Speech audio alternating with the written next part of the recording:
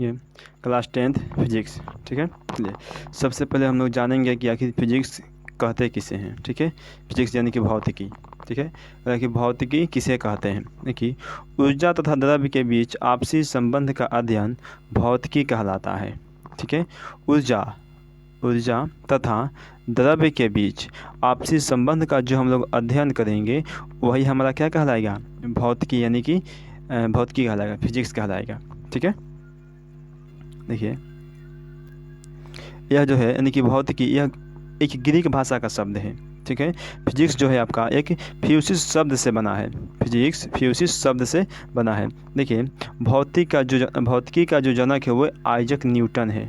ठीक है, भौतिकी का जनक आइजक न्यूटन को कहते हैं।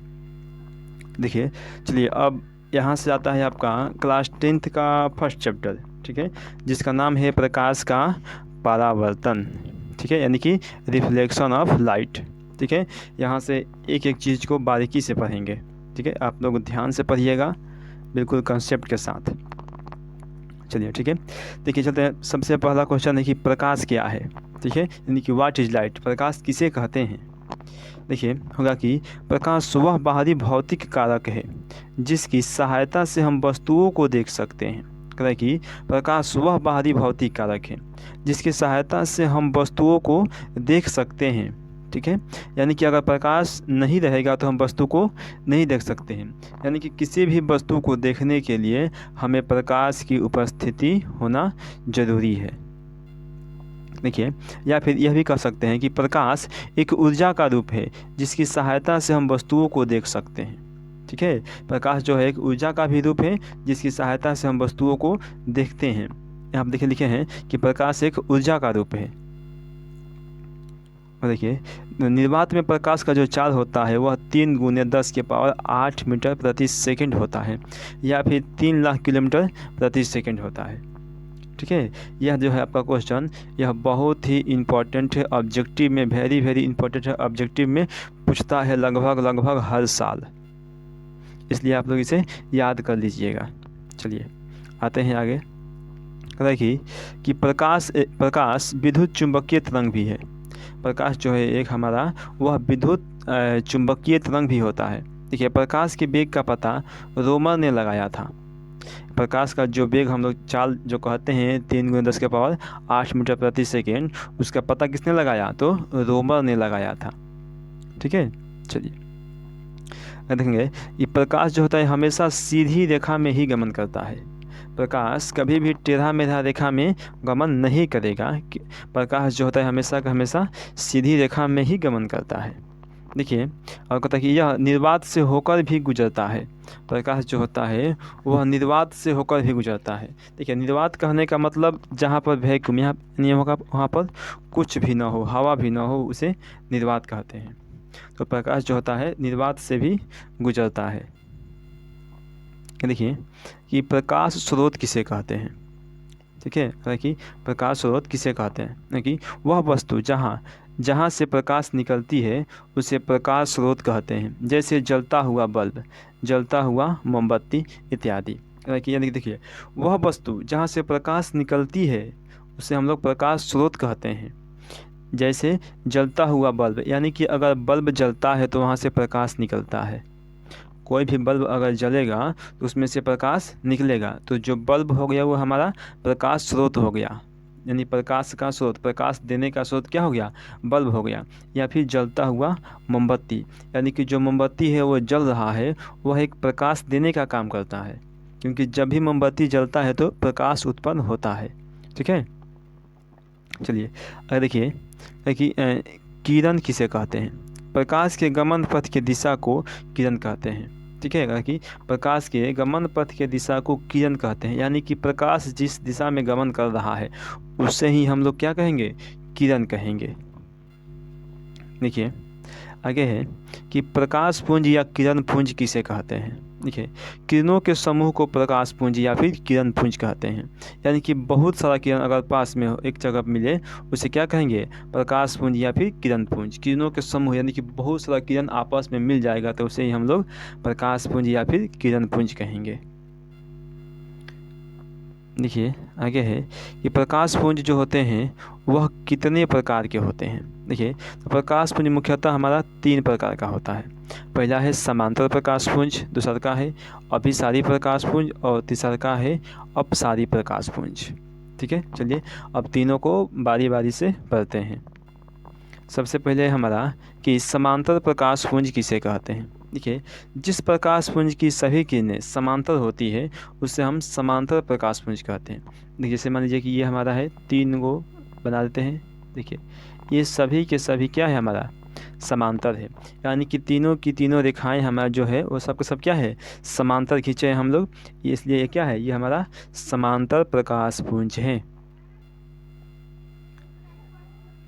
देखिए आगे है कि अभिसारी प्रकाश पुंज किसे कहते हैं। बाकी देखिए, जिस प्रकाश पुंज की सभी किरणें किसी एक बिंदु पर मिलती है उससे हम लोग अभिसारी प्रकाश पुंज कहते हैं। ठीक है, यानी कि देखिए, जिस प्रकाश पुंज की देखिए अलग अलग जगह से इधर से जाके ये मिल रहा है, इधर से जाके ये मिल रहा है, उधर से जाके एक, यानी कि एक ही बिंदु पर ये सब के सब मिल रहा है, इसलिए इसे क्या कहेंगे, अभिसारी प्रकाश पुंज। अगर देखिए कहता है कि अपसारी प्रकाश पुंज किसे कहते हैं। देखिए, जिस प्रकाश पुंज की सभी किरणें एक बिंदु से निकलकर सभी दिशाओं में फैल जाती है उसे अपसारी प्रकाश पुंज कहते हैं। यहाँ देखिए, पिछले वाले क्वेश्चन में एक बिंदु पर मिल रहा था, लेकिन इसमें क्या हो रहा है कि एक बिंदु से निकलकर, यानी कि यहाँ से निकलकर सभी दिशाओं में फैल रहा है, तो ये सब क्या कहलाएगा, हमारा अपसारी प्रकाश पुंज। ठीक है, चलिए आगे है कि आत्मदीप्त पदार्थ किसे कहते हैं। देखिए कि वे पदार्थ जो अपने आप प्रकाश उत्सर्जित करते हैं उसे आत्मदीप्त पदार्थ कहते हैं। जैसे हो गया सूर्य, तारे, दीपक इत्यादि। ठीक है, यानी कि जो अपने आप से प्रकाश को उत्सर्जित करेगा उससे ही हम लोग आत्मदीप्त पदार्थ कहते हैं। जैसे सूर्य जो होते हैं वह अपना प्रकाश खुद उसके पास है, जैसे तारे हो गए, जैसे दीपक हो गया, ये सब क्या है, यानी कि यह खुद अपने प्रकाश उत्सर्जित करता है। देखिए कि आत्मदीप्त पदार्थ किसे कहते हैं। देखिए, वह पदार्थ जो प्रकाश उत्सर्जित नहीं करते हैं लेकिन प्रकाश की उपस्थिति में दिखाई पड़ते हैं उसे आत्मदीप्त पदार्थ कहते हैं। जैसे पत्थर, टेबल, बेंच इत्यादि। यानी कि देखिए, ये जो होते हैं पत्थर, यह खुद प्रकाश उत्सर्जित नहीं कर सकते हैं, लेकिन अगर प्रकाश उपस्थित रहेगा तो ये दिखाई देंगे। ठीक है, तो ऐसे पदार्थों को हम लोग अदीप्त पदार्थ कहते हैं। देखिए पानी में जो प्रकाश है वह 200 मीटर गहराई तक जा सकता है। ठीक है, पानी में प्रकाश 200 मीटर गहराई तक जा सकता है। देखिए नोट में लिखते हैं कुछ कि चंद्रमा भी एक अदीप्त पदार्थ है क्योंकि यह प्रकाश उत्सर्जित नहीं करता है बल्कि अपने पर पड़ने वाले सूर्य के प्रकाश को परावर्तित कर देता है। ठीक है, जो चंद्रमा है वो हमारा एक अदीप्त पदार्थ होता है क्योंकि चांद के पास अपना प्रकाश नहीं होता है। ठीक है, क्योंकि देखिए जो चांद चमकता है वह सूर्य से जो प्रकाश आता है, सूर्य की जो रोशनी उस ऊपर पड़ता है उसी रोशनी को वह परावर्तित कर देता है। ठीक है, जिसके चलते ऐसा लगता है कि प्रकाश भी क्या कर रहा है, चंद्रमा भी अपना प्रकाश उत्सर्जित कर रहा है, लेकिन चंद्रमा प्रकाश उत्सर्जित नहीं करता है। अगर देखिए कि प्रकाशीय माध्यम किसे कहते हैं। देखिए, वह क्षेत्र जिससे होकर प्रकाश वस्तु से निकलकर आँख तक पहुंचता है उसे प्रकाशीय माध्यम कहते हैं। जैसे हवा हो गया, पानी हो गया इत्यादि। ठीक है, यानी कि देखिए हवा से, यानी कि प्रकाश जो एक जगह से दूसरे जगह जाएगा, अगर वहाँ पर हवा है तो आसानी से पार कर जाएगा, अगर पानी है तो आसानी से प्रकाश पार कर जाएगा। लेकिन अगर बीच में कोई अपारदर्शी वस्तु, जैसे मान लीजिए कि दीवार खड़ा कर दीजिए, वहाँ से प्रकाश को गुजारिए, जाएगा? बिल्कुल नहीं जाएगा। ठीक है, यानी कि इसलिए जो हवा है हमारा प्रकाशीय माध्यम है, जो पानी है ये सब के सब प्रकाशीय माध्यम होता है। देखिए माध्यम कितने प्रकार के होते हैं। देखिए माध्यम 2 प्रकार का होता है, एक तो होता है हमारा समांगी माध्यम और एक होता है विसमांगी माध्यम। देखिए समांगी माध्यम किसे कहते हैं। समांगी माध्यम में प्रत्येक भाग के गुण व बनावट समान होते हैं, जैसे कांच हो गया, पानी हो गया इत्यादि। ठीक है, यानी कि जिसमें जिसके भाग में गुण व बनावट दोनों के दोनों क्या होंगे, अगर समान होगा उसे हम लोग समांगी माध्यम कहेंगे। जैसे कांच हो जाता है और पानी हो जाता है।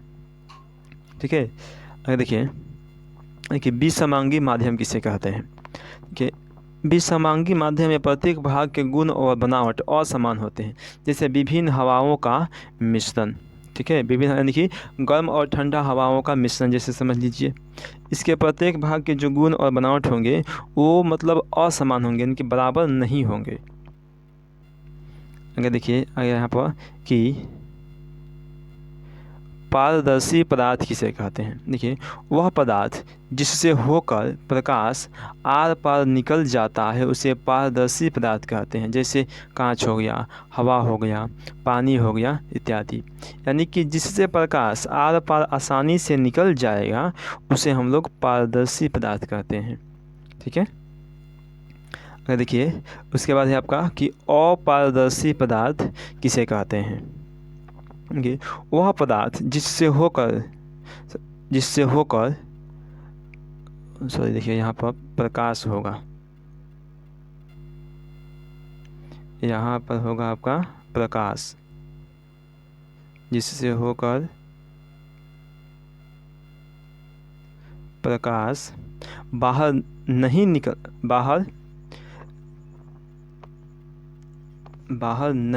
पाता है, बाहर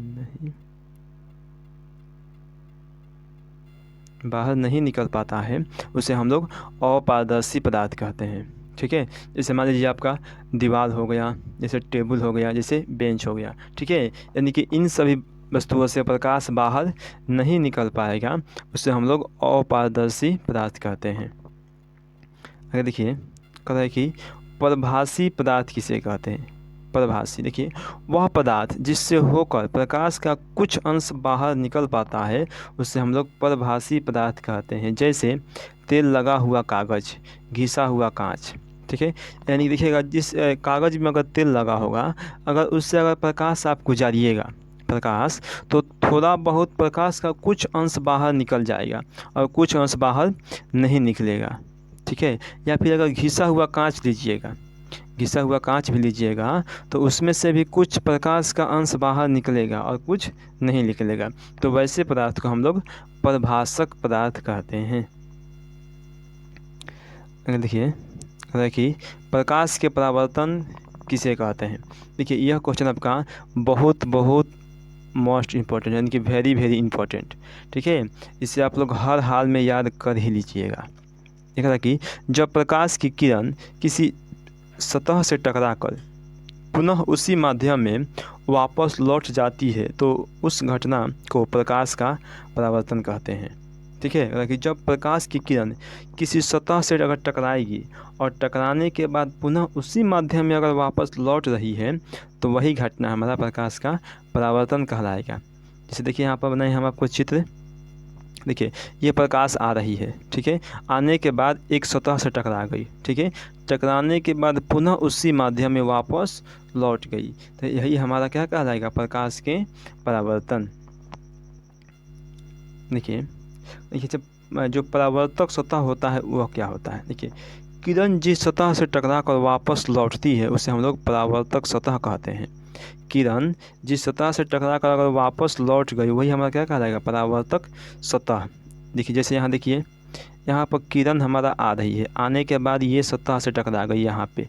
ठीक है, जो सतह से टकरा रही है यही हमारा क्या है, यही हमारा परावर्तक सतह है।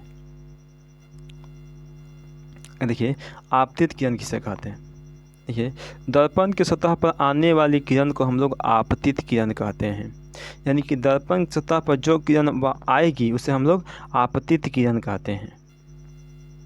अगर देखिए कि परावर्तित किरण किसे कहते हैं, वह किरण जो दर्पण के परावर्तक सतह से टकरा कर वापस लौट जाती है उसे हम लोग परावर्तित किरण कहते हैं। ठीक है, यानी कि आने के बाद टकराने के बाद जो वापस किरण जो लौट रही है उसे ही हम लोग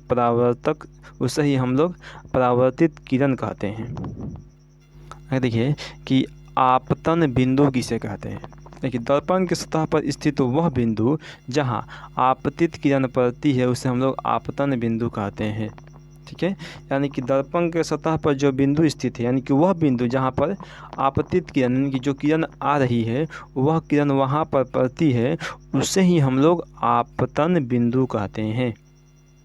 देखिए कि अभिलंब किसे कहते हैं। वह सीधी रेखा जो दर्पण के आपतन बिंदु पर लंब होता है उसे हम लोग अभिलंब कहते हैं। ठीक है, देखिए कह रहा है कि आपतन कोण किसे कहते हैं। आपतित किरण अभिलंब के साथ आपतन बिंदु पर जो कोण बनाती है उसे हम लोग आपतन कोण कहते हैं। इसे हम लोग आई से सूचित करते हैं। ठीक है, देखिए यहाँ देखिए चित्र में आसानी से आपको समझ में आ जाएगा। थोड़ा सा इसे मिटा देते हैं। देखिए यहाँ पर है कि आपतित किरण, ठीक है, आपतित किरण ये रहा हमारा आपतित किरण, ये अभिलंब के साथ, ठीक है, और ये आपतन बिंदु पर ये जो कोण बन रहा है इसे हम लोग क्या कहेंगे, इसे हम लोग आपतन कोण कहेंगे। इसे हम लोग आई से सूचित करते हैं। ठीक है, और ये देख लीजिए इसके बाद कि अगर देखिए परावर्तित किरण अभिलंब के साथ आपतन बिंदु पर जो कोण बनाती है उसे हम लोग परावर्तन कोण कहते हैं। ठीक है, यहाँ देखिए इसे हम लोग आर से सूचित करते हैं। यहाँ देखिए उसके बाद आप लोगों को यहीं पर है, देखिए परावर्तन कोण बोले ना कि परावर्तित किरण अभिलंब के साथ आपतन बिंदु पर जो कोण बनाती है उसे परावर्तन कोण कहते हैं। इसे आर से सूचित किया जाता है। परावर्तन कोण को आर से सूचित करते हैं।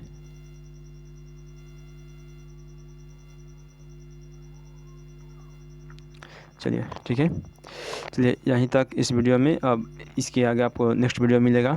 अगर आपको ये सारे क्वेश्चन अगर समझ में आया हो तो प्लीज़ वीडियो को लाइक ज़रूर कीजिएगा। ठीक है, और चैनल को सब्सक्राइब कर दीजिएगा ताकि आपको हर वीडियो का नोटिफिकेशन मिलता रहे। धन्यवाद।